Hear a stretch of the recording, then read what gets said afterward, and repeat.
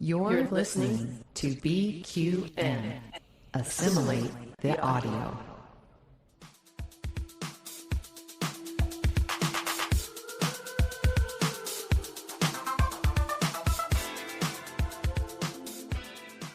Welcome, listeners, to another episode of All Good Things, a Star Trek Universe podcast here on BQN and the Fandom Podcast Network.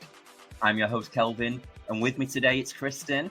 Now, Patreon patrons, remember you can watch All Good Things as an early release and unedited video podcast if you prefer to consume our show visually. Kristin, my love, how are you? I've had an interesting 48 hours, but I'm good. Now, are you going to expand on that at all for the listeners, or are we going to let people's imagination go for it? I had the most beautiful anniversary with Justin. It was on Friday, and he woke me up with like breakfast in bed, and then we went and he took me around town and we did my favorite thing, which was Halloween shopping. So I got a bunch of new stuff for the house. And then we got all dressed up and went out for dinner. And thank goodness most of this was paid with a gift certificate from somebody, because I was like, this was not a lot for what we paid. And I'm a very cheap person as it is. So if I'm paying a lot of money, I better be getting something. Not only was it a meh dinner, but a few hours later, I'm like, oh, I don't feel great. Uh-oh. I don't feel great at all. And I got hit with a little bit of food poisoning. And by little bit, I mean, this is not good. And 3 o'clock in the morning, Justin was holding my hair back. Wow. So I will say, I think that we're going to definitely be married for at least another 17 years after that heroicness that he did for me. Wow. First of all, happy anniversary to my favorite heterosexual couple. What more love demonstration do you need than your husband holding back your hair, your beautiful locks? During a bout of food poisoning. Wow. So, well, you are still paying for it then, let alone the meal vouchers. Yeah. Oh, dear. So, Oh, well, I wish you a anyway. speedy recovery. I really do. Although I am in kind of professional mode now, doing a food poisoning allegation. And the moment you said Justin cooked you breakfast, I was thinking, it might have been Justin that did it. Set times would match. I don't know, just because it was specific something. Yeah. Right. So, Yeah. You can feel it in your waters, literally. Yeah. Sorry about this, listeners. Bless you. Well, you're a real pro for championing on. I mean, had a big weekend. Both of us deserve a medal for recording today, because I am on day 3 of Manchester Pride, which is a marathon, not a sprint. So I'm 3/4 of the way in. I'm fueled on junk food and alcohol, with very little sleep and very little in the form of wellness. I'm here with my espresso martini while we are recording, just to get me through, and I'm going out to meet James and the lads after we are done recording to continue into the third night. So I just said off air before we hit record, I'm really grateful for this quiet time in what is pounding music, thousands of people, crowds, all the things that rapidly drains my social battery. Yeah. To just be here with you, doing what we do, talking Star Trek, is a real tonic and not a gin and tonic. So. That's exactly what I just thought. I was like, oh, where's the gin? Oh, brilliant. I do enjoy a good espresso martini, though. So that's a nice way to, I just have normal coffee. Yeah. It doesn't have anything in it, but it's, I came out this morning to my little Star Trek mug sitting there, and then a little note from Justin. He's like, Mike's charged in office, coffee ready to brew. Love you. What a love. Bless him. Yeah. Do you know what? I've had people approach me over Manchester Pride this weekend telling me that they're listeners of the show. It's amazing. I've had people asking for photographs with us. What? saying that they've been listening, they've got questions about the show.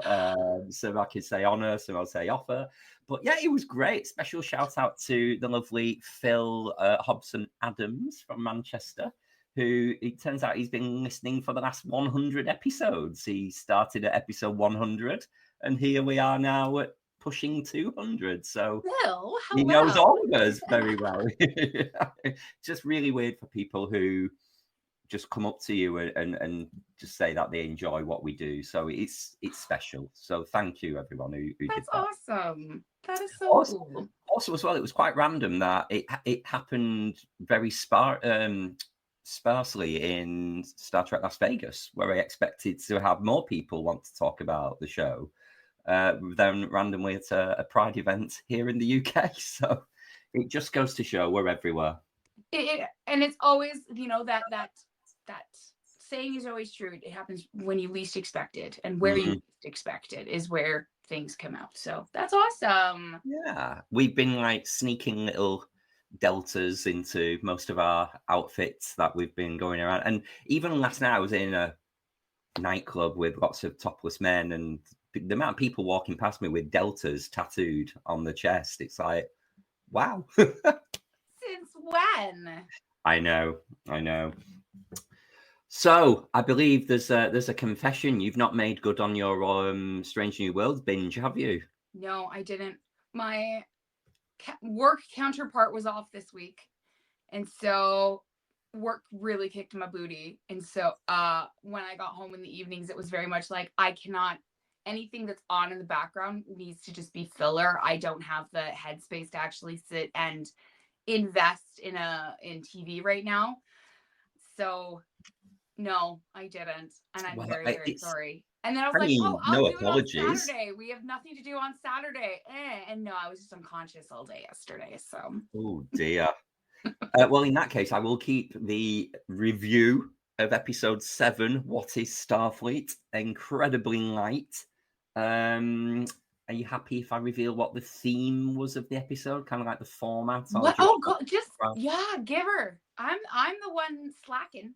Well, no story details, but it was in a documentary style, so it was more the direction of the camera angles and the visuals on screen that made it a theme. So they did an episode, a character who's a guest star in the season. He's been in about 3 episodes. He's doing a documentary. So in earlier episodes, you've just seen him with like little drone cameras and that. And this was his show. And that's what we got to watch as viewers, his documentary on like a day in the life of Starfleet. Oh. So yeah, I didn't see it coming. I love those types of shows. So anyone who hasn't watched The Rookie with Nathan Fillion, I do highly recommend it. I mean, he's from Firefly. We all love Firefly. He's Canadian, so I'm like, let's go, Nathan. But they do a few they're always like the comedy reliefs throughout the series, and they do these documentary styles, and they're my favorite. Everyone else can't stand them, and I was like, they're so funny and just stupid, and they're a nice break. So yes. Yeah. Oh, well, now I'm really excited to watch them. There you go. You've got 6 to go before you get to it. But when you hit episode 7, you shall be watching a documentary. But it's almost, I would say, my only critique, even though I did enjoy the episode, my only critique is that the story of the episode was a little bit lost in the format. Oh. So the format of the episode kind of overtook what would have been under normal circumstances and normal storytelling, a really strong, ethical, true, real Star Trek story. Think things like Tin Man, Galaxy's Child, space-dwelling organisms, all of that. Oh.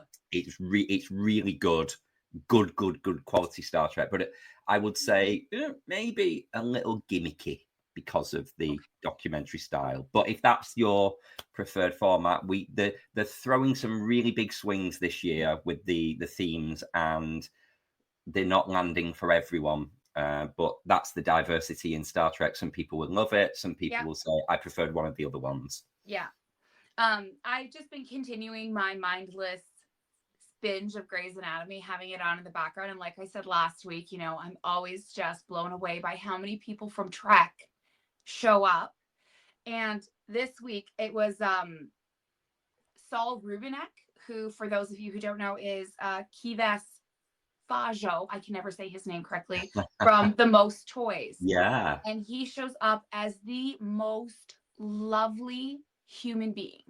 Oh. And his character just grabs your heart in the sweetest way. And he supports one of the main characters who's going through this crisis of faith. He's a rabbi who's unfortunately not long for this world.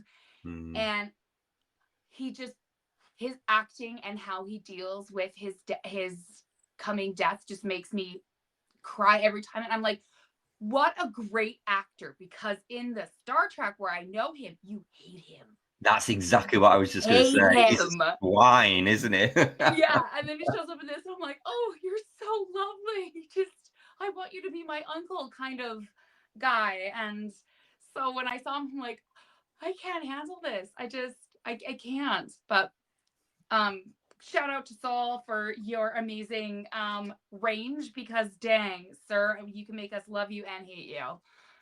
I want to go and watch The Most Toys now. Oh, yeah. Yep. And I don't have time. I've got to go to a disco. Do you? No. Oh, no. I'll watch it tomorrow with a hangover. Right. Well, before tomorrow, there is today. What are we doing today, Kristin? What's our theme, our topic? This is probably my favorite theme out of all the ones we do, because Trek knows how to do a good courtroom drama. So we are on part 3 of our courtroom with the original series, The Menagerie. So Spock fakes a message from the Enterprise's former commander, Christopher Pike, steals the vessel, and sets it on a locked course for the forbidden planet of Talos 4. Spock, what you doing, buds? Naughty Spock. Naughty. So that is kind of how we are going to commence our discussion. We are putting Spock on trial for mutiny. So, as in all good courtroom dramas or legal process, there is a case for the prosecution and there is a case for the defense. So, let's kick off with looking at the case for the prosecution. Do you want to talk about a couple of examples of just what did Spock do wrong? What did we see him break the rules on? Ooh. It's a long list. He did quite a few things. I don't think he didn't make a lot of friends in this episode. So there was no evidence or suggestion first that Spock was not in his right mind, right? There was no clear evidence of him being taken over by somebody like we saw in oh my gosh, the one where Give me more. The TNG with Troy and Power play. Thank you. I love that's all I had to say. I love that you were able to do that. Thank you, because my brain not working.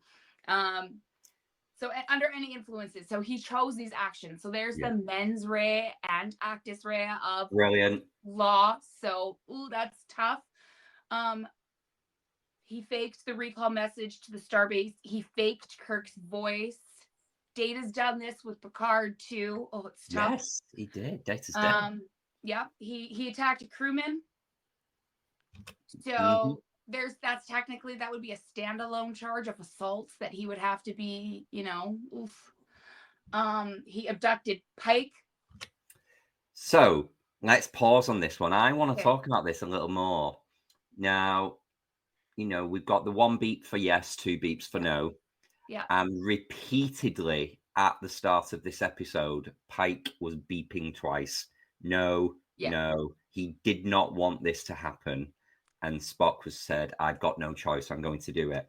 So you can't even use the emotional blackmail of someone was trying to persuade him to take these actions. This person didn't want Spock to do this. And it brings up the whole consent argument. So I would go as far to say that Spock abducted Pike. Yeah. I mean, at the end, obviously, when they're like, do you want to stay on this planet? Then there was the 1 beep. Yes. So I don't know, I also don't. Pike is not a great space physically in this episode. So, was that sometimes when people are not well, are they making right decisions? Are they able to really? I don't want to take away from. I don't have a discussion about his capacity, but. Yeah, are you saying almost not power of attorney, but are you saying Spock acted in some form of caretaker role of acting in Pike's best interests through kind of diminished capacity of Pike himself? Are you kind of like and again, I deal with this with people all the time, the ones that we support who have physical issues, and a lot of those physical issues lead to more and more problems in their life. And so a lot of times we as an organization are not able to overstep simply because they have not been deemed incapable. But you see the decisions that they're making, we know from just a logical standpoint, are not the best. Like someone who has major health issues, who are like, well, it's my choice and I'm going to go out and use a bunch of drugs. And we're like, well, that's not a great choice. Better to do literally anything else. But we don't have the ability to enforce it because they're not under the purview of the government. We can't force the people to live the way that we think they should or whatever, because that's not the kind of government rule that we live under anymore. But sorry, just pulling it back to this is sometimes people are in very difficult situations and they're not making the best choice. So when Spock is seeing that, if I am able to get you to this planet, we know that you can live unencumbered by your physical limitations. Yeah. And maybe he just couldn't see that. Maybe he just was so in a state of depression or something that he couldn't see the forest through the trees. Maybe. I think that's a good argument almost for the defense. Oh, yeah, definitely. Yeah. But at just plain facts and exactly what we saw and not doing any sort of assuming what was going on in Pike's mind. No, absolutely. He abducted Pike. Yeah. And I think one of the ones that springs to mind for me so much is not just the stealing of the Enterprise, which would now actually be the second time he's done it, because he did it earlier in Strange New Worlds as well before this, is if he took the crew of the Enterprise, as well as himself and Pike, to Talos 4, he is endangering all of that crew because of the powers of the Telosians and their illusions. We don't know. He was putting a lot of trust in the Telosians will help Pike. They could have just enslaved the entire crew of the Enterprise for all of their little, menagerie of aliens. So I think that is one of the worst offenses in this list, is the endangering of the crew. I completely agree, considering how much his storyline throughout the original movies is all about the needs of the many outweigh the needs of the few or the one. And this episode is the complete opposite of that, right? Where Spock put the need of the one in front of the needs of the many, which is not logical. So that kind of leads me back to, was there something else going on in Spock's mind where that has now impaired his logic? What's your thoughts on, I want to not following the dictates of poetics, as they say in the Voyager episode where Tuvok's writing the Holo program with Tom Paris, the Sesquan. Is this something that enriches Spock's character because it's so far removed of what you would expect him to do?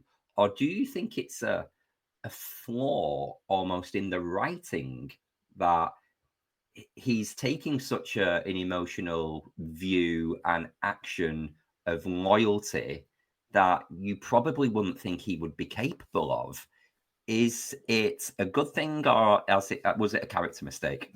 No, I think it's a good thing, because I believe with the way that Spock is constantly portrayed throughout the majority of Trek, we always seem to, I don't know about others, but I'm always like, I have to keep in mind, he's not 100% Vulcan. He is part human.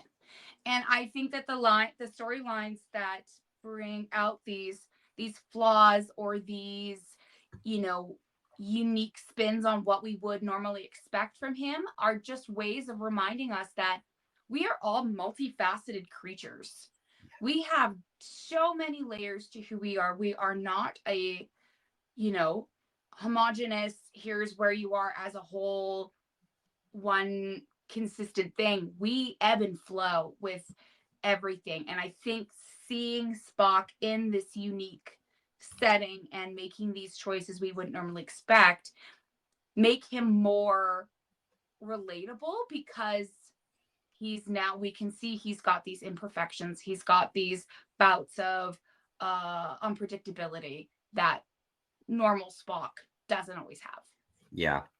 So there's a big case there for the prosecution. It's a long list of separate offences, some of them considered relatively minor, some of them very major.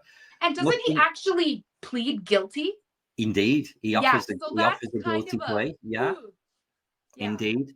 Are there any cases for the defence of Spock? If you were his defence attorney, what road would you be going? What would you be exploring, Kristin? You know, there's... I think it's coming back to the whole question of, you know, we don't know that they hadn't taken over his mind. I mean, the Telosians are a very advanced, mentally advanced race, not physically. So when he says to Pike that he had no choice, like, what does that mean? What? Yeah, it wasn't explained. It was not explained. No, unless. Did Spock and Pike have a pact at some point? But then why would Pike say no, he doesn't want to go? I don't know. So anyway, I would have tried to go again on that. But also, you know, is he wanting to just save his friend, right? What is the goal of this? However, you know, it's still for me, it would still come down to the fact that you could have tried to work with the system to make this happen. You didn't have to endanger as many people. You didn't have to assault other people, and so I get his end goal, but the means to the end for me were like, oof, that was messy. That was messy. Yeah. We also have the fact that he did plead guilty, as you've just said, and he was willing to take full responsibility and be executed for these actions. Wow. Like, him and Pike must have been a lot closer than they kind of led on to in the cage. Yeah. Right? I mean, So obviously we've got 60 years of knowing the relationship between Kirk and Spock, but this is the first year of Kirk's command. This is 2266. Yeah. 3/4 of the way in, and it established he'd been serving under Captain Pike for, what was it? 12 years. Yeah. So there's a huge history there, but it's weird for us to think that there's a stronger relationship between Spock and Pike than there is between Spock and Kirk, which is the famous relationship of Star Trek. But it's interesting that we now have Strange New Worlds to look at and explore this, rather than this single episode and are being told there was a relationship there, because we've now seen it over the last 3 seasons of Strange New Worlds and even in Discovery. So I think what we have now modern enriches this episode so much. I've not watched The Menagerie for years. No. And I really enjoyed watching it for this episode review. I did too. I will say the one thing is, I don't know if we needed to watch the entirety of the cage, the episode within an episode. I don't know if we needed like every bit of the episode. So that I will admit, I fast forwarded through a few parts of the cage flashbacks just because I know the cage pretty well. I've seen that. I did the same. A lot, yeah. But because the actual courtroom part in the Menagerie in present day TOS was really well done. I really enjoyed all those scenes. So Yeah. Also, as well, you've got the fact that the Telosians could be argued to be co-responsible for this crime, and they are obviously on trial too, because they created illusions to support the heist, such as, you know, making Mendez an illusion incompletely and all sorts. So, you know, does that diminish any of the responsibility from Spock, the fact that there were co-conspirators almost?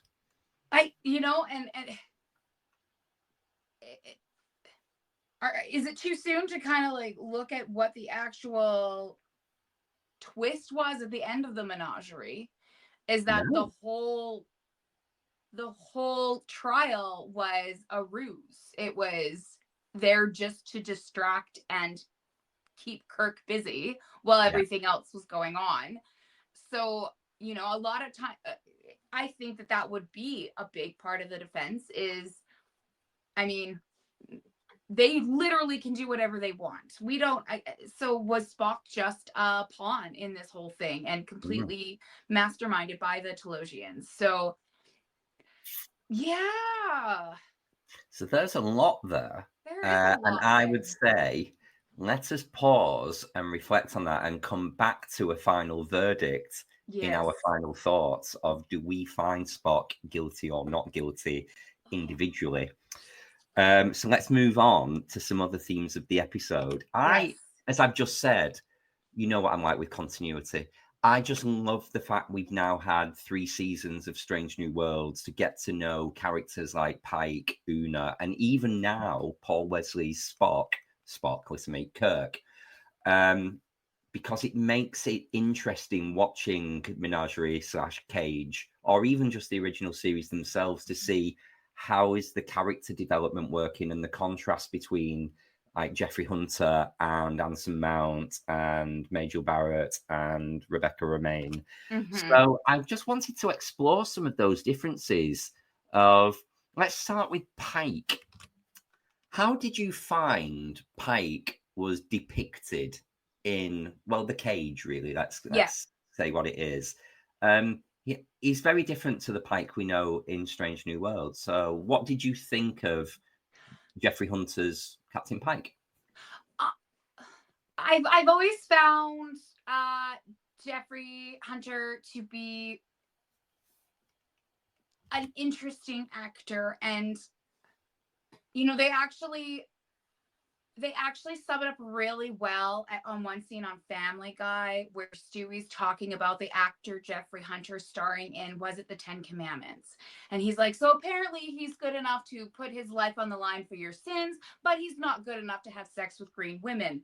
Kind of making like the fact that he got replaced on Star Trek so he could play Moses or whatever he played in that Bible movie, but he was not good enough to, you know, hook up with Orion women as Captain Kirk. So I always found that interesting, that I did feel bad for Jeffrey Hunter and the fact that he did get replaced after just 1 episode.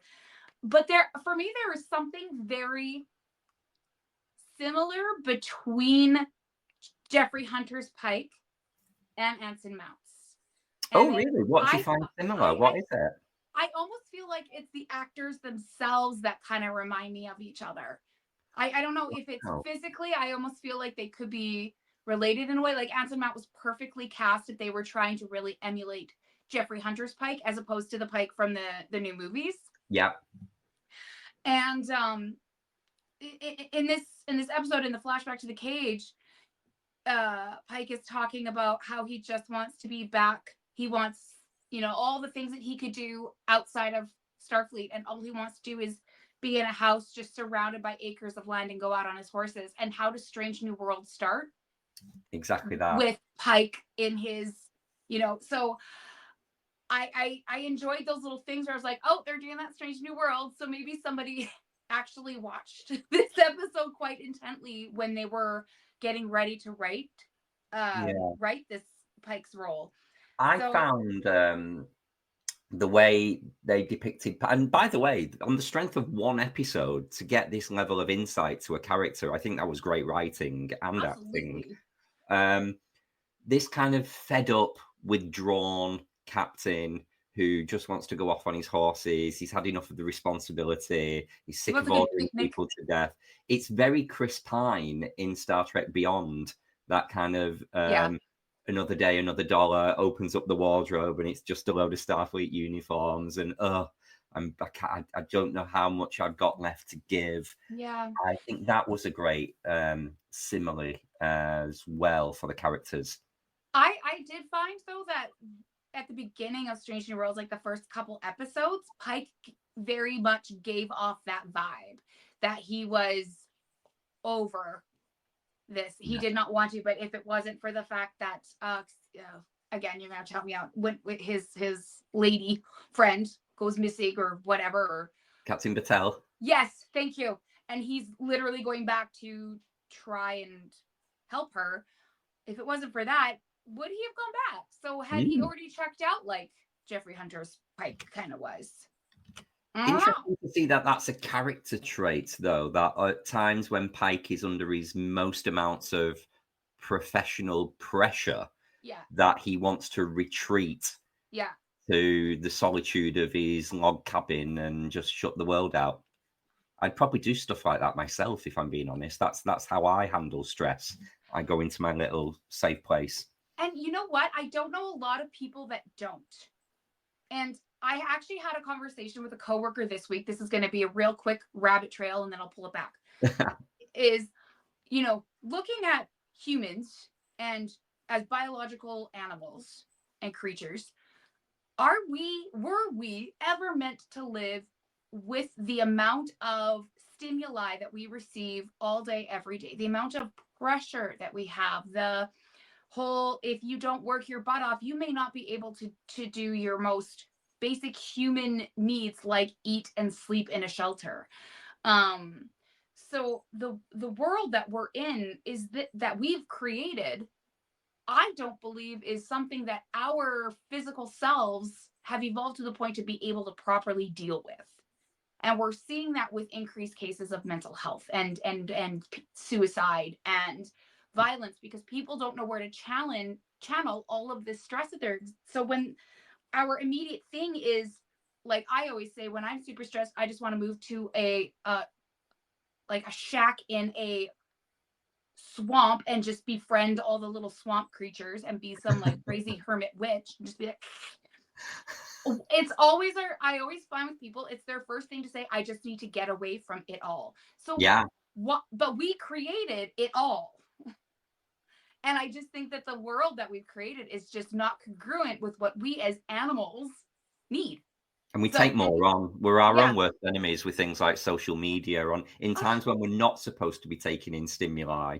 We sit there in bed before going to sleep, doom scrolling, stimulus, light, racing minds, and then we wonder why we don't have a good night's sleep. Exactly. And then, we wonder why issues with like ADHD and OCD and all of these neurodivergent things are coming out. Again, is it because we're trying to put people into a box that humans are not actually supposed to be in, So I always say I want some conveniences of today, but a lot of like the pace of long ago. And that's why I still am singing the praises of Seiches and how relaxed their pace of life was compared to, back home.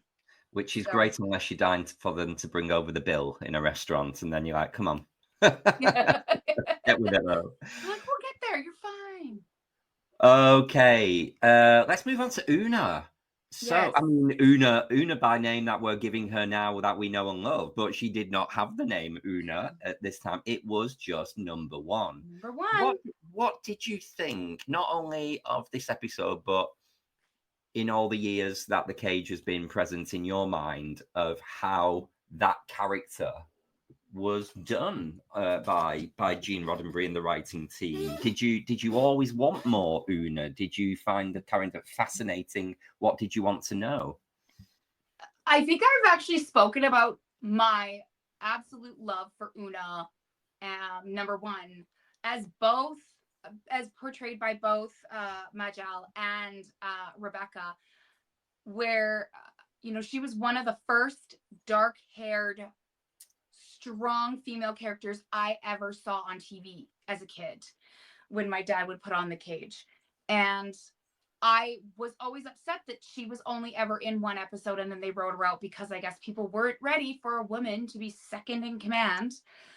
And I always felt that her character was handled really well. I felt that she still gave off this, maybe not the femininity that people saw in the 60s, but I felt that it was actually a very progressive femininity. Like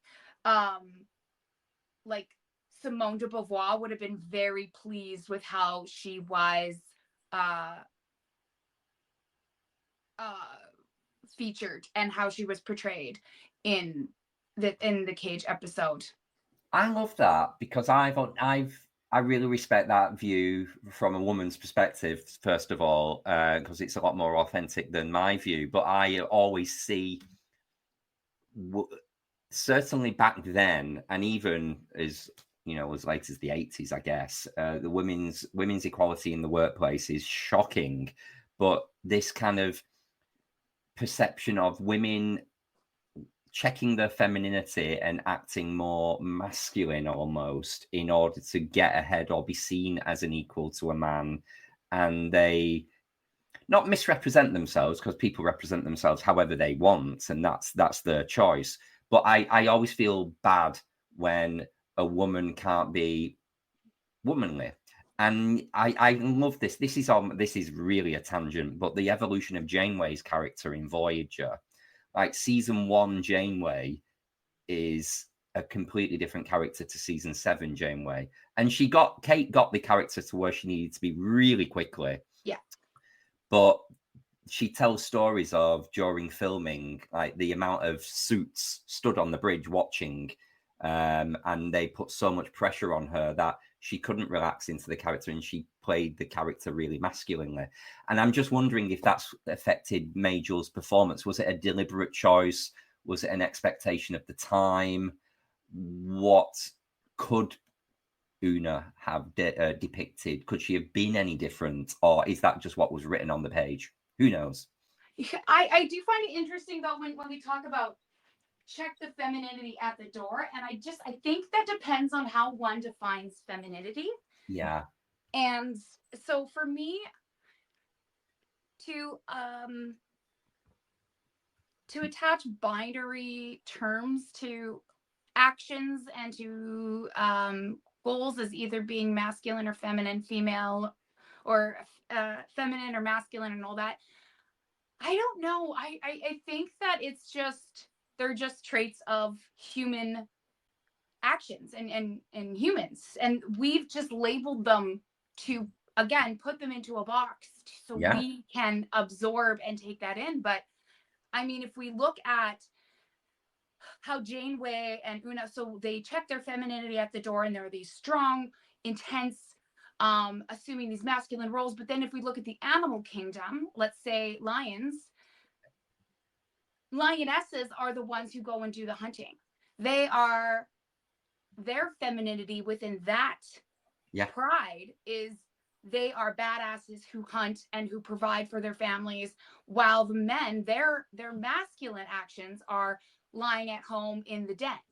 Mm-hmm. So again, it's how are we defining these actions, and do we want to attach gender to actions? No, I get it completely. An excellent use of the word pride, by the way, considering where I am doing this weekend. I guess, I mean, I'm probably guilty of this myself, this whole kind of binary representation of masculine, feminine. And it's that traditional view of women are more emotional than men. Therefore, if you have an emotional woman in a command role, will they be accepted by the men? And it's shocking. It's still there. But I see number 1 in The Cage.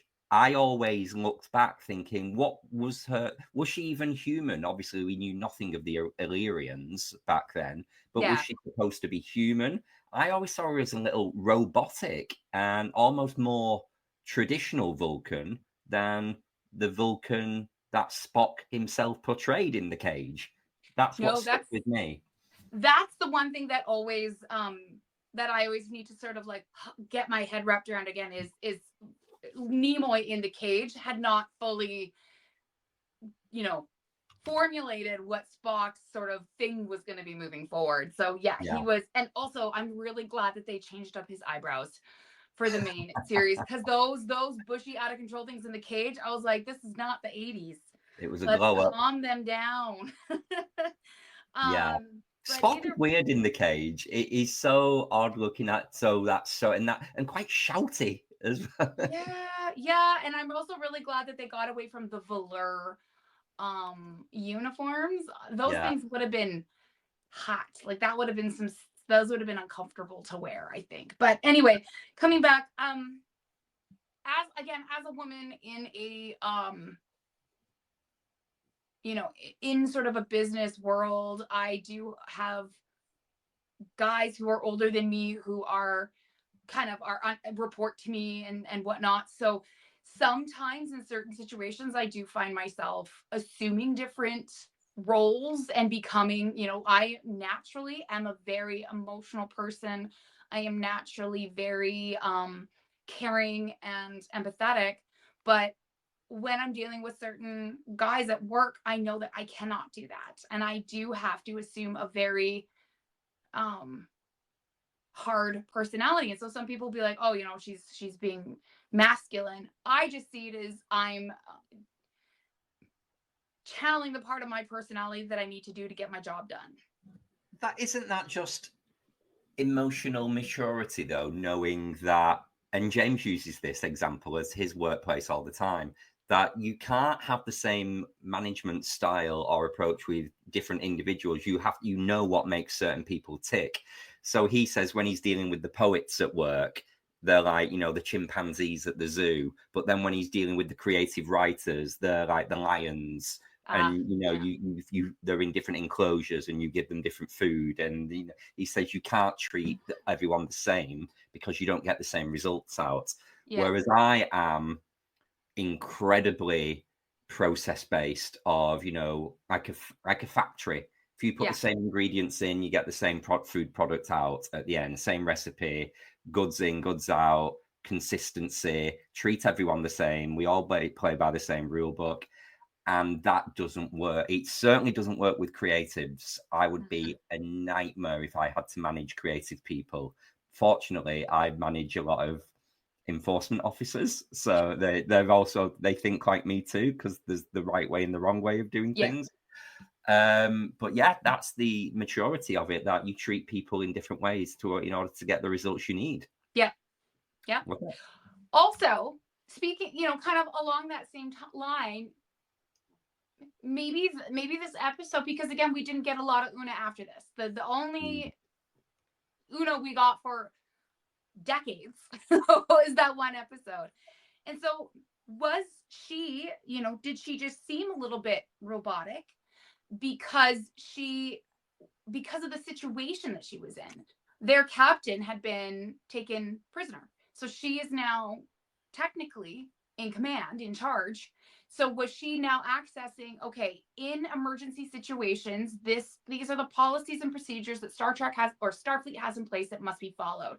And so she had gone from being, didn't have the luxury of being relaxed and being chill. She had to assume a harder stance because the pressure was on her now. Yeah, exactly. We see Una having so much fun in Strange New Worlds when her and La'an are doing We've seen her be serious as well, like when she had that terrible haircut episode. Oh God, you've not seen that yet. But we have seen. I get terrible haircuts. Una, we've seen the disciplinarian of. I'm here. I mean business. You know, I'm not good. There's no fun today. You're having it. Yeah. Anyway, I'm trying to be really cryptic there because I know you've not seen it. No, it's all good. I honestly, I'm just thinking that Una, altogether, from our discussion, what I'm getting from her is that I love her even more because I'm seeing her now as having an extreme level of emotional maturity and intelligence, that she knows how to pivot herself to deal with the situations. Yeah. How well do you think this episode, certainly the cage, Yeah. actually no, Menagerie, how well do you think this episode has aged in its attitude towards disability? If you think of Pike in the wheelchair, you know, what this delta radiation is very analogous to all manner of known current conditions. I would say, You know, is Pike's existence in his wheelchair state is valid? You know, why is everything about curing him, rescuing him? He can't possibly live like that. How is that concept aged? It makes me feel a little uncomfortable. it can for sure, because it's like when people immediately assume that parents with deaf children are going to get cochlear implants. Why? Yeah. The deaf community, the deaf culture is actually very proud of how they have developed without needing to hear. And so to just immediately assume that this person is suffering because they're not the norm can be quite bad. However, I will say the fact that Starfleet had not discharged him or given him any, yes, exactly. I thought that was actually quite advanced. And I thought it was an oversight in the writing. I thought they forgot to give him sick leave in recovery. Yeah, well, yeah. Because they were able to say like his memories, who he is as a person is still there, but he's trapped in this body. And all I could think of was this is like muscular dystrophy ALS type exactly situation where those I would rather have dementia than have ALS. I would rather not know that my mind is still capable, but I'm stuck in this blob that won't do anything. That I think would be worse than having a body that is just doing its thing and a mind that is nowhere to be found. Yeah. Because then I don't know what's going on. There was lots of conversations of that. They all felt that Chris would want them to do this if he was able to communicate. He, you know, and just the speech patterns and the attitudes of Mendez, Kirk, towards Pike of like, oh, the poor soul, of the amount of pity that was thrown at him was more than I would expect if it was, you know, like someone with ALS, you know, in an episode. So I don't particularly feel that's aged very well, and I think the continuity of that is not good. What do you think of the fact that travel to Talos 4 still carries the death penalty? That's weird. A tad extreme. That is a tad extreme. I mean, I'm still not, I guess for me, I'm still not entirely understanding is it just because of the Telosian's ability to take advantage of and manipulate so much? Is that why it's forbidden in the first place? Like, I'm still not understanding why it was even deemed a forbidden planet. I'm thinking more the fact of the Federation still practicing capital punishment, you know, and I know obviously in the US, there is still the death penalty for certain crimes in certain states. So, you know, as humanity, we haven't yet stopped the death penalty, certainly not even in the Western world. And no time soon. Yeah, we don't have the death penalty for anything here in the UK and haven't for many, many, many years. Is it still a thing in Canada? No. It hasn't been in Canada for a long time. Yeah. So to me, it doesn't fit well with my view of a modern future that they would carry the death sentence for anything, let alone this. So that's the, and when they had the Discovery episode where they go to Talos 4, it was still, you know, they didn't try to retcon it. They didn't try to erase it. They actually showed on Burnham's computer screen, and it was read out by the computer voice when she was in the shuttle, that it carries the death penalty still. And was it, I can't remember if it was in the Next Generation series or if it was in the one of the movies where they're talking to somebody from the past or something, and it was about oh, don't you do this? Don't you punish your criminals? And it's like, well, we used to do that, but we've moved so far beyond it. So does that mean that by next generation, so 80 some odd years post original series, that we can assume now that the TALOS punishable by death has been erased? I don't know, because the way that the death penalty is talked about in a few instances in Next Gen, it makes it seem like it is carte blanche erased. Maybe maybe the Menagerie helped that. Maybe. I would have liked to think that they got the 100 years earlier, though. You know, maybe in the time of Enterprise, or I can understand sad the World War III governments were lacking the whole Khan business. You can understand things maybe going a little bit backwards, like they're already doing in America. Yeah. But I would have liked to think that capital punishment would have not been a thing as soon as the Vulcans got introduced. Actually, that's a really good point. Don't the Vulcans still have capital punishment? They said in the Voyager episode Neld that the Vulcans actually have the death penalty because Tuvok wanted Janeway to execute Suda. Right. Wow. Oh, that is interesting.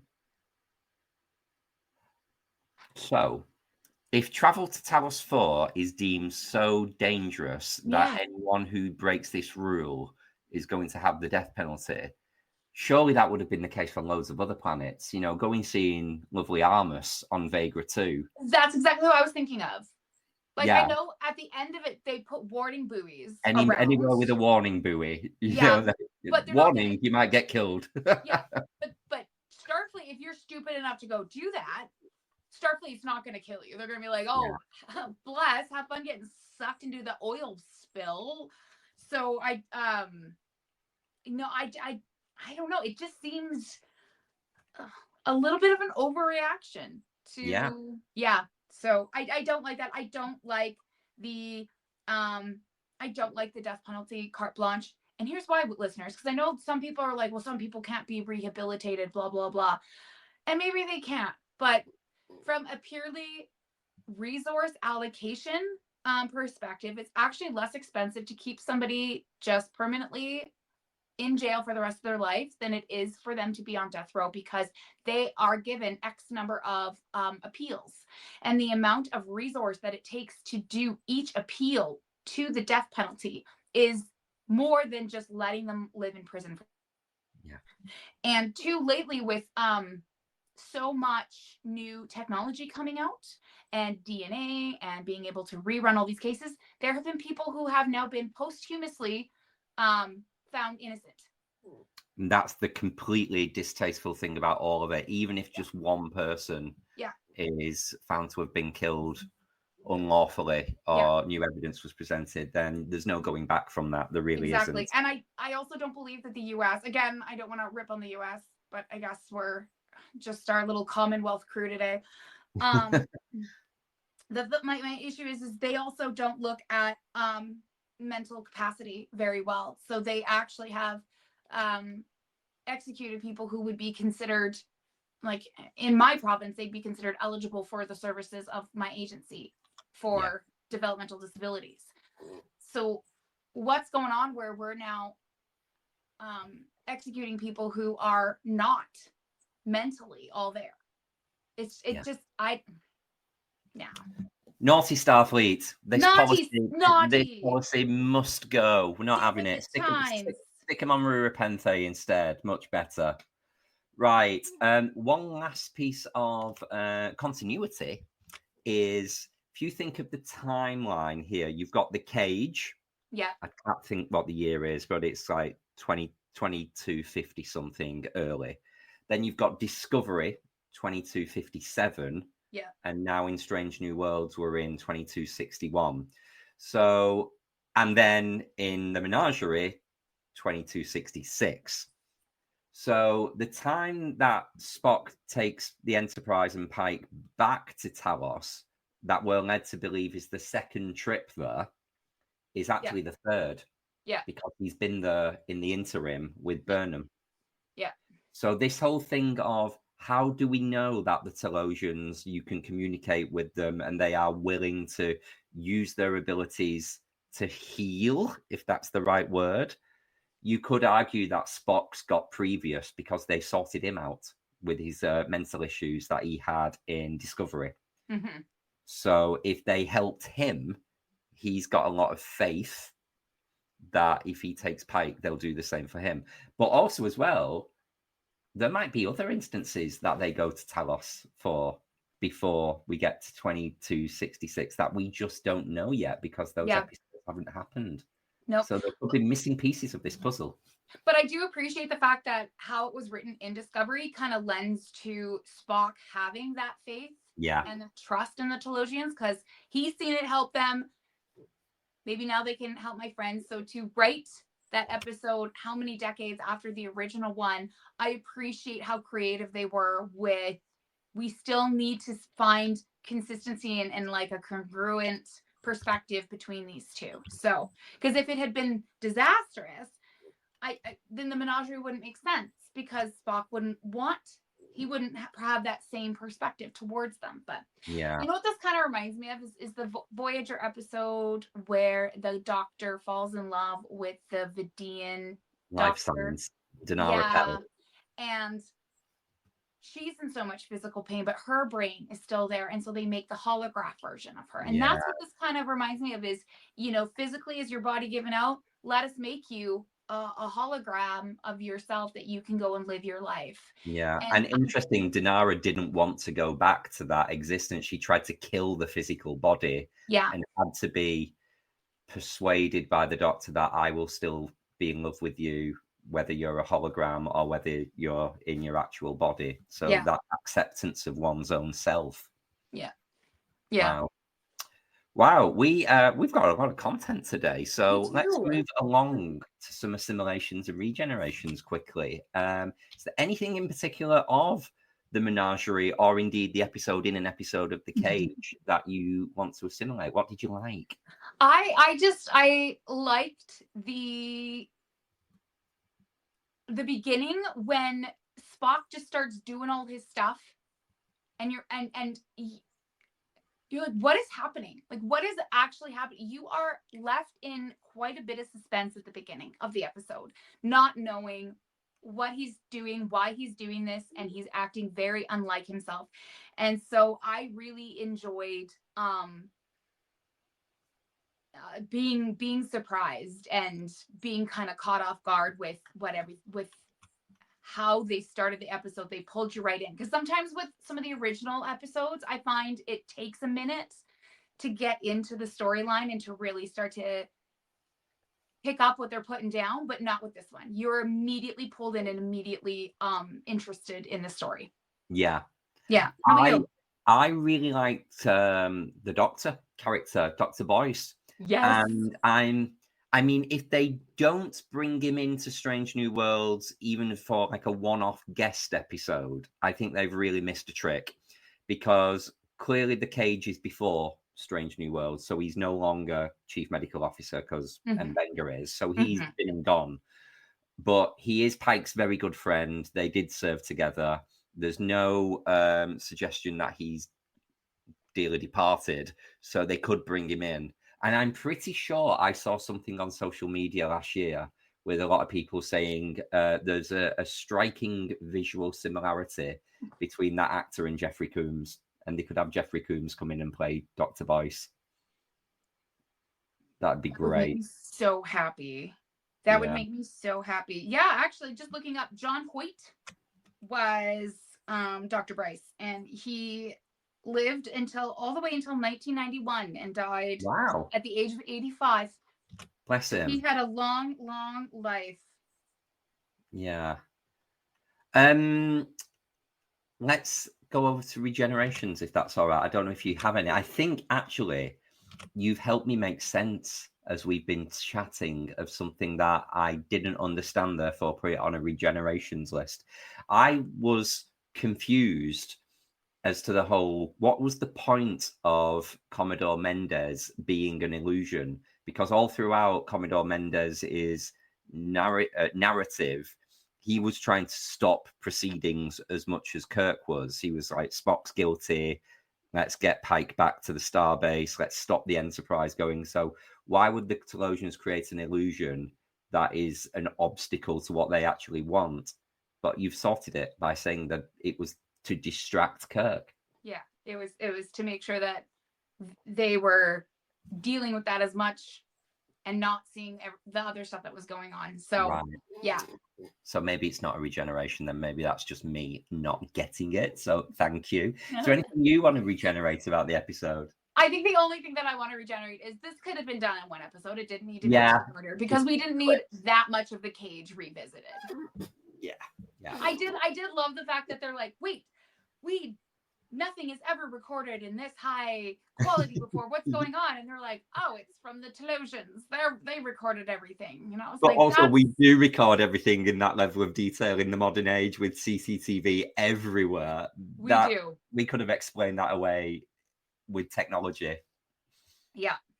Brilliant. Except the outside views of the Enterprise when that shows up. I was like, who's filming this? You have a drone? But they do this all the time with episodes with flashbacks of characters, and the point of view camera angle is how can someone see themselves from that angle? If it's someone's memory, the point of view should be their eyesight. So yeah, they do. We break that rule a lot. Something that is, again, I'm going off on the continuity here, and maybe the Strange New Worlds will rectify this problem.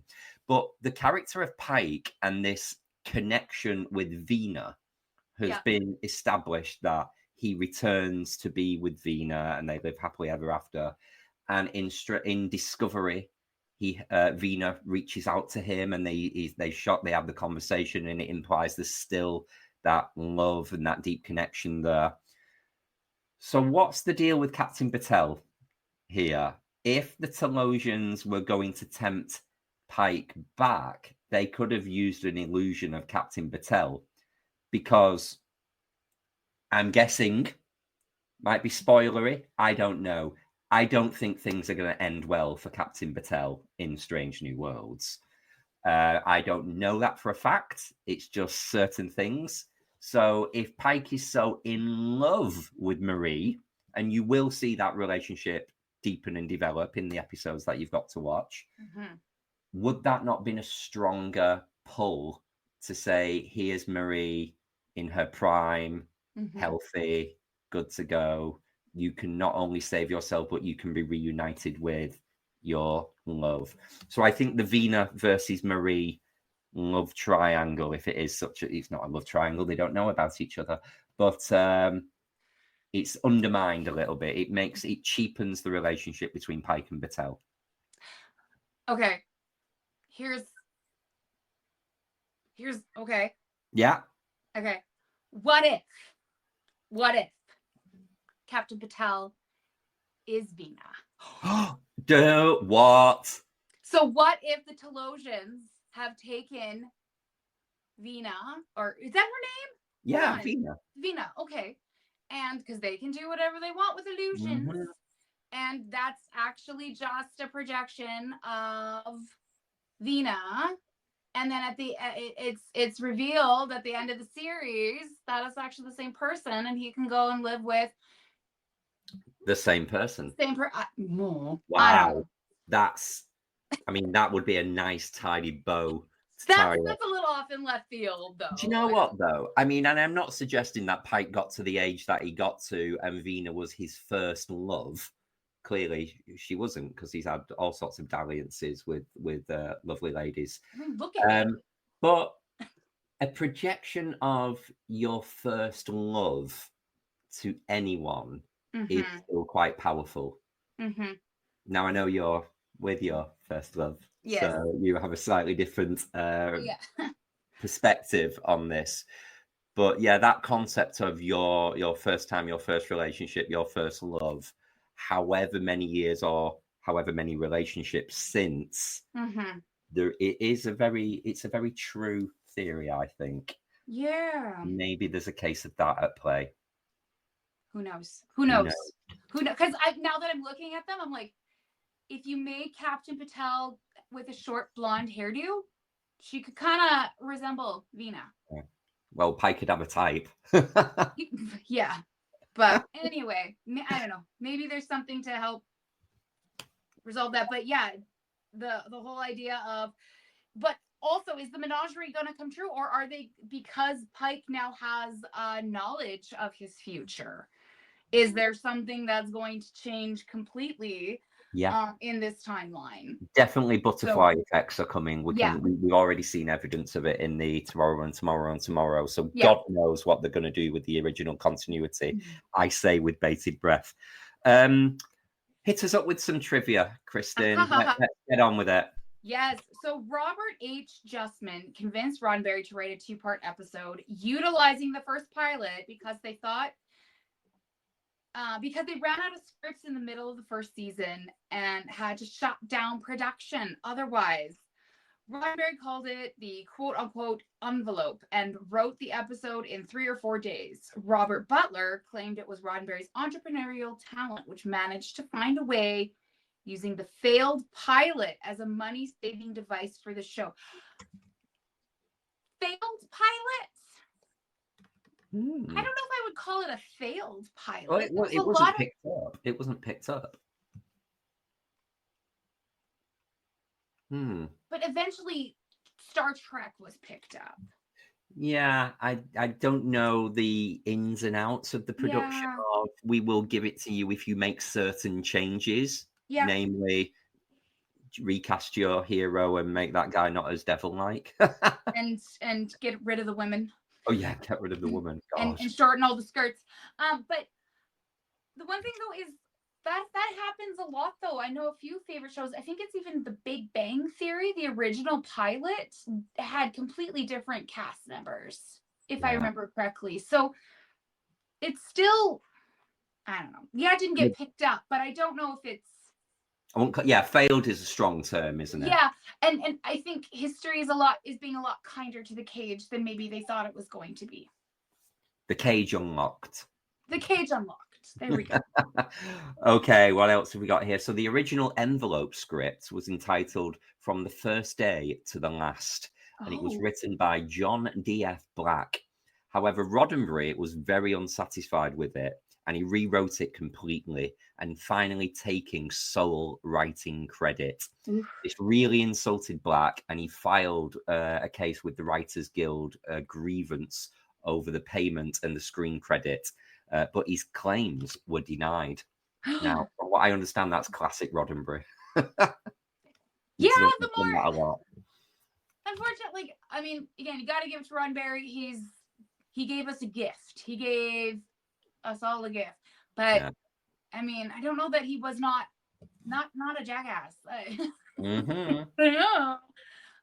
So Robert Butler, who directed The Cage, was approached by Roddenberry to direct the quote envelope parts of the episode, but he refused because he disliked the series.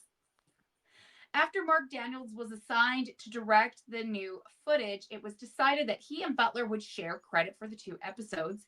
Daniels for the first part and Butler for the second. I still find it interesting though to have those types of writing credits or directing credits, because shouldn't the credits also be shared with whoever directed The Cage? Yeah. Because Daniels finished the episode in 5.5 days instead of the usual 6, which compensated for the running half a day late with Court Martial, which he directed back to back with The Menagerie. Love it. Busy guy. Big week. According to James Doohan, my favorite, Roddenberry originally wanted to sell the failed pilot as a theatrical film. Oh, interesting. However, it needed to be expanded with additional materials to reach feature length. Roddenberry planned to film the crash of the SS Columbia on Talos 4 because it didn't require Jeffrey Hunter, who was neither available or affordable to reprise his role as Captain Pike. However, plans for the feature release were soon abandoned. Spock risked his career and life to return Pike to Talos 4 for the chance of a better life. And this is what Kirk would later do for Spock in Star Trek 3, The Search for Spock. It is. There was actually something else, another line that came out in this episode that was like, oh, that's very undiscovered country. And it was, is the captain not responsible for the total actions of his crew? And I was like, hello, General Chang. What are you just sneaking your way in here? Don't wait for the translation. Answer me now. Answer me now. Oh, now I got to go watch Undiscovered Country. The Menagerie Part 1 and Part 2 constitute the only two-parter in the original run of the original Star Trek. And Gene Roddenberry picked this whole two-parter as one of his 10 favorite episodes for the franchise's 25th anniversary. Really? It was good. I don't know if it'd be my top, though. Yeah. Yeah. I don't think we have everything we have now, 25th anniversary, but I think there's definitely stronger episodes of the original series. Yes. Yeah. Oh, this one is Chris Pike's wheelchair has become ensconced in popular culture and has been seen in both Futurama and South Park. Have you ever seen the South Park episode? No. Okay. But I need to get to YouTube and do it immediately. It is. It's all on Paramount Plus, by the way. All of South Park's on Paramount Plus. Because if I remember correctly, it's the kids pull a prank on their teacher, and I believe, correct me if I'm wrong, it's Miss Chokes on Dick who ends up in the wheelchair. And when they're like questioning her, and again, it's the 1 beep for yes, 2 beeps for no, and the lawyer asks her a question and she beeps twice for no. And he goes, yes, yes. And he brilliant. All right, I'm going to go and watch that. The lawyer who's going to, anyway, I remember watching that because I'm getting South Park's heading into season 27 right now. And this was featured season, I want to say 6 or 7 was this episode. And so 20 years ago, I remember watching this when I was fully engulfed in my Trek love, and watching it, I was like, I love it when my worlds overlap. I love it. Brilliant. The Star Trek novel Burning Dreams establishes that the subspace message summoning the Enterprise to Starbase 11 was not a fabrication by Spock, but instead an illusion by the Telosians, making Spock think he actually did receive a message. And then the Telosians spoke telepathically to Spock, making him aware of Pike's condition and asking him to bring Pike to TOS 4. Huge piece of case for the defense there. Absolutely. So that erases, for me, the mens rea. Yeah. So he was not in his right mind. Yeah. Innocent. Done. Period. Pike's accident is depicted in Through the Valley of Shadows, the 12th episode of season 2 of Star Trek Discovery. Right, okay, so that is your trivia. We are on to our final thoughts. Yep. Before we reflect on the Courtroom episode and who did it best, let's make a ruling. Yeah. So, do we find Spock guilty or not guilty? How are you going, Kristin? Your final trivium there with the novel, that would be the nail in the coffin of the not guilty. Wow. So not guilty. He was not in his right mind. Yeah. How about you? Now, this is me separating. This is me being completely unwavering, dispassionate, looking at the cold, hard facts of this case. Not how much I love Spock, not how much I love Star Trek, not how much it would fuck up the future if Spock got murdered.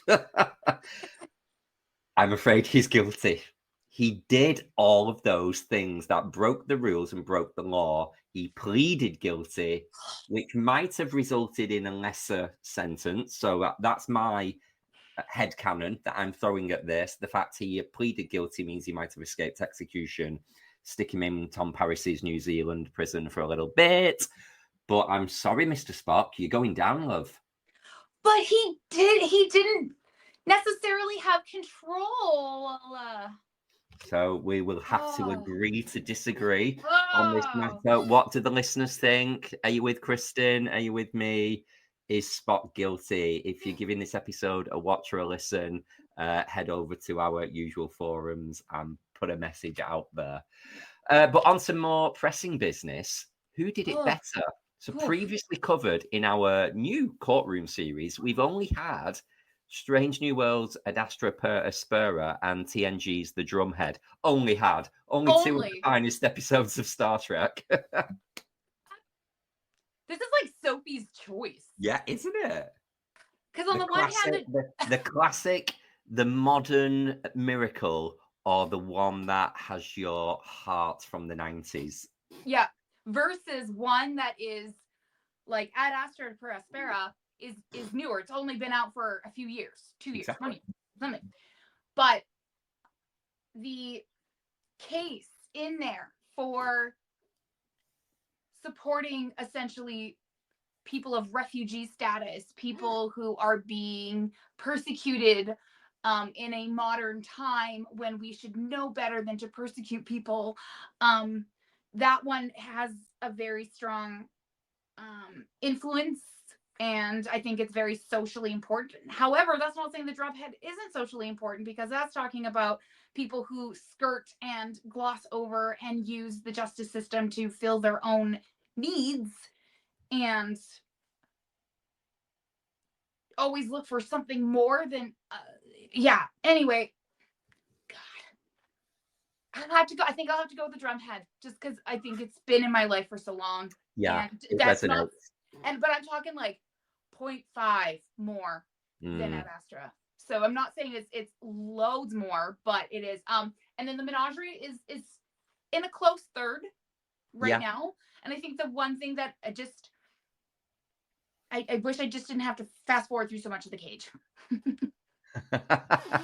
I feel a bit sorry for the Menagerie that it's up against such two powerhouse episodes. I don't think it would ever take top spot. No. But for all the reasons you've just said, praising Ad Astra per Aspera is the reason that I'm going to go with that episode as the best Courtroom. And also because I think Christos would never speak to me again if I didn't go for that episode. I can feel him from Hawaii right now, so screaming, saying hello. How's the new ink, Christos? I hope it's scabbed over well, your little Ad Astra per Aspera tattoo. So that is where my heart is and my vote is also. Calling all audiophiles and Trekkies. Prepare to boldly go where no podcast listener has gone before with the diverse soundscapes of BQN. We're not just a network, we're a universe of exploration, entertainment, and deep dives into the topics you love. Here's your star map to the sonic adventures awaiting you. Charting the Star Trek cosmos, we have all good things. Embark on a comprehensive journey through the entire Star Trek universe with insightful crew of Amy, Christos, Kelvin, and Kristin. From classic to current, they cover it all. Galaxy Class, Engage. Stephen and Stefan pilots this deep space mission, meticulously covering all aspects of Star Trek The Next Generation. Infinite Diversity. Stay current with the newest Star Trek frontiers alongside Chrissy and Thad. Union Federation. Whether your allegiances lies with Starfleet or the Planetary Union, Kyle, Kevin, Amy, and Haley offer a unified front discussing both current Star Trek and the truly Trek at heart, the Orville. Crack open that book with Peter and the Trek Book Club podcast.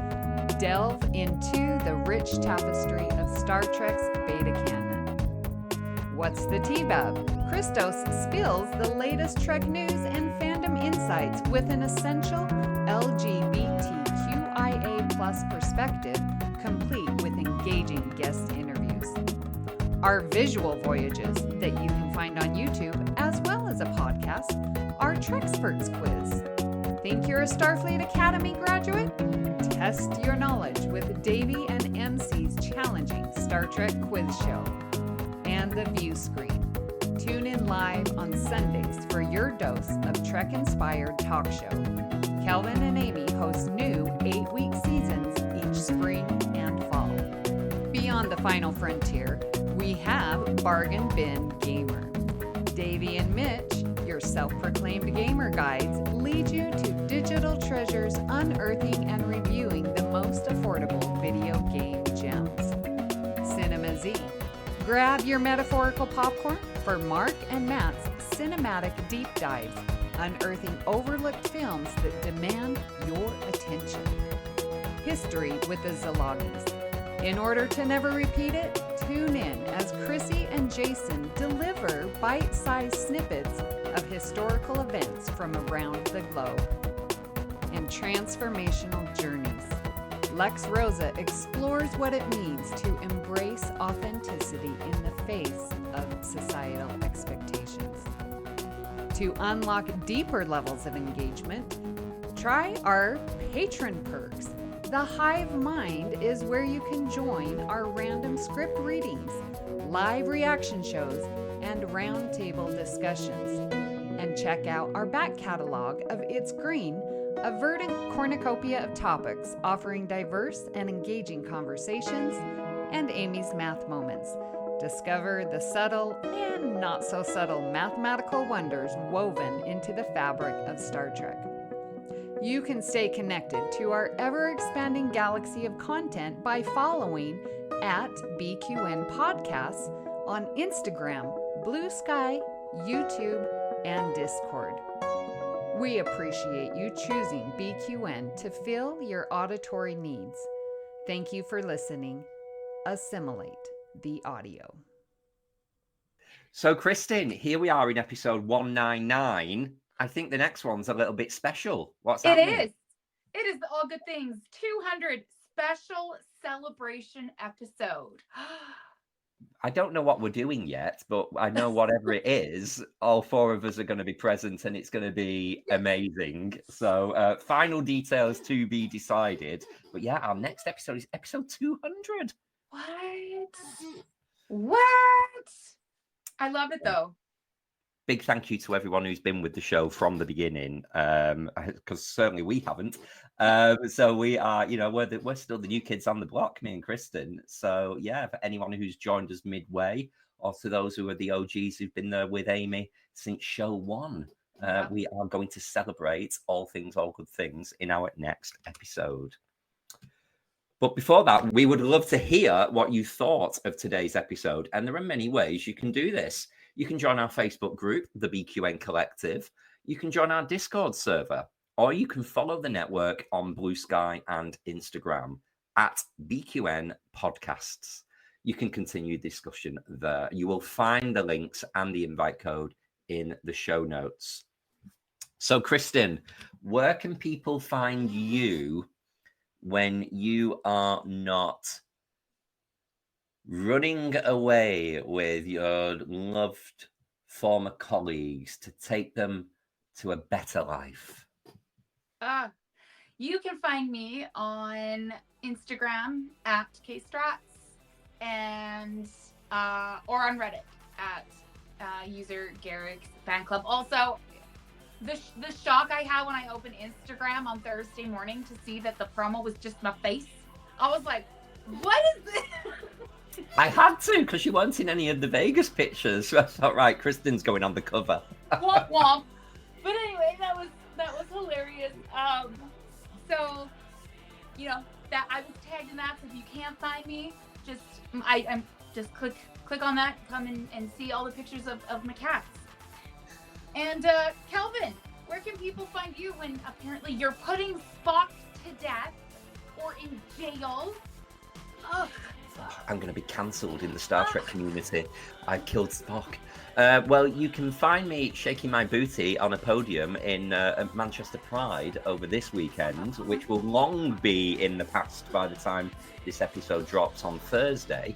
But alternatively, you can come on social medias and search at Kelvin's Timeline to find me, or you can get me in the BQN Collective Facebook group, where I love to see all of your posts, comments, and funny memes. If you'd like to help us keep all of our shows coming to you each week, you can become a patron of the network on Patreon. For just $1 a month, you can join our Hit It. It's an episode reaction show. There's script readings as well, and you can enjoy our Patreon-only exclusive shows of It's Green and Amy's Math Moments. Visit patreon.com/BQN to get all the details and watch your messages.